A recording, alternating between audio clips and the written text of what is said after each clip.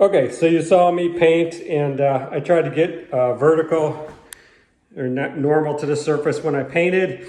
The other thing I learned is don't try to put on a thick coat. This stuff is already watered down. I'm doing 3 coats because I found if you try to do 2 coats, you get too much buildup. So this, I'm just gonna keep going over it until it's probably gonna take 3 coats, but I'd rather go slow and get a nice final coat on it rather than having to sand any drips or buildup. So that's another thing to consider. The other thing is, I think the instructions say hold it 8 to 10 inches from the wood or the paint surface. There's no way with this kind of paint that's so thick, you need the pressure, the air pressure on high. So that spits out more paint. So you can't get too close, otherwise it's gonna start beating up or blowing the paint on and creating waves. So keep that in mind too. The other thing is you can kind of see my patterns go left to right. Next time I do it, I'm gonna do it the other way. So I have a strategy where I put my hinges on the outside, and so I know I do it this way, and then next time I'm gonna rotate the paint and do it this way. And yes, the hinges are on because, as I already mentioned, whoever painted this before already painted the hinges, so I'll probably go ahead and just switch out the hinges depending on how it looks. Sometimes they're so hidden it really doesn't matter. Yeah, I kind of look like a mess because I've been painting and sanding all day, but I'm just going to show you a few more tips. So in here is where I'm painting everything, and I don't know if you can see this, but so those are ones already painted and they're looking really sharp. It took me a while to get the dilution portion correct, because this thing, as they call it, ionize the paint. Otherwise, it just comes splattering out. So let me switch the camera around. So this is the Wagner 4000. Very frustrating machine, but you gotta be patient. So what I found is, for the most part, I just set my thing at max, and then I do my dilution in here.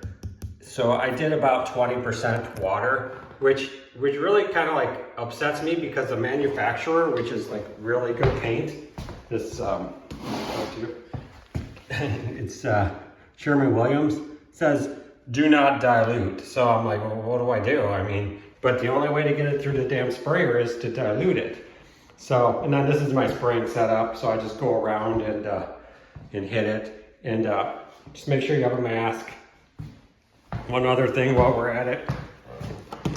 So I don't even know if you can tell, but this room is full of paint particles. So I keep this door closed, keeps the paint contained. So a couple other things that I do, or I learned, is I just took a brush and painted all this instead of spraying it and masking it all off. Okay, so this crap you see here was from somebody who tried to paint the cabinets before, so that's not mine.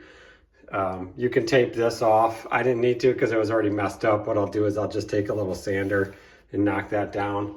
But I just went ahead and just painted all these edges. Instead of taping everything off and spraying it and thinking you're saving time, I just got a really high quality Purdy. They told me to get the clear cut because it's got the angle to it, and I guess it works really good. It's 2-inch. It's been doing pretty good. So that's some of the tips that I would recommend, but definitely wear a respirator. I wouldn't even waste my time with a little mask. I would just get a respirator. All right, guys, I'm gonna give you some pointers or tips. I'm an absolute newbie in using a sprayer as well. I got the Wagner 4000. So a couple real stupid mistakes I made, but probably weren't so stupid because I'm an amateur and I was trying to get it right. But I put too much water in the paint, and I got this kind of like water droplets. Also, when I was spraying it, I put it next to, I had some dirt on the ground that I didn't see, and this sprayer sprays continuously. Whether you push the trigger for the paint or not, it still sprays air out. So when I was spraying this, I accidentally hit some of the ground and it threw up a bunch of dirt and landed on here. Now, not to mind, because I can just take my 220 orbital and just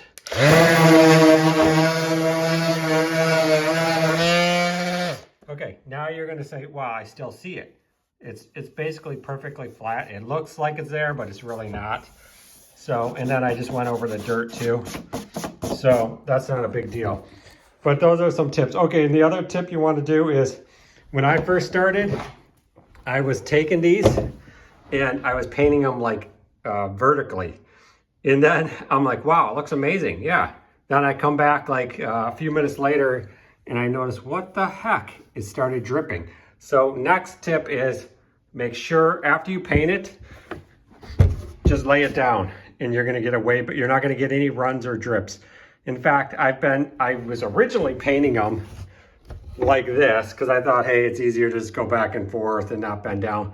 But now I'm painting them on the painting on a paint rack, basically a bench. And then I'm picking them up, moving them flat to another area where it's clean and dry, and I'm letting them dry. And that seems to have resolved the dripping issue.